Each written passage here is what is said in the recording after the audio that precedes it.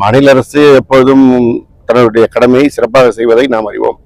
சம்பவம் நடந்த அன்றைக்கு உடனடியாக சிறப்பு மாநிலத்தை கிளம்பி நள்ளிரவில் 2 மணிக்கு அங்கே வந்து மக்களை சந்தித்து ஆறுதல் சொல்லி அவர்களுக்கு நிவாரணம் வழங்கி நடவடிக்கை எடுத்தவர் நம்முடைய மாண்புமிகு தமிழ்நாடு முதலமைச்சர்.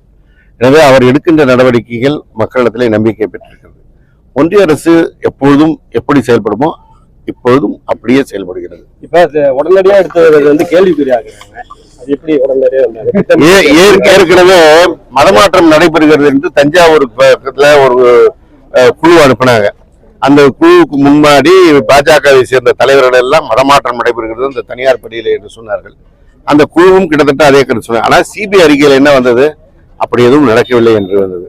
எனவே அவர்களுடைய முயற்சி அவர்கள் எடுக்கத்தான் செய்வார்கள். நியாயம் வெல்லும்.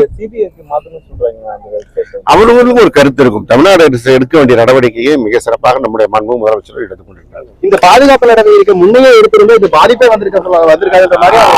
அச்சு பேச்சு கேட்கிற மாதிரி யாரும் பேச்சு கேட்கல.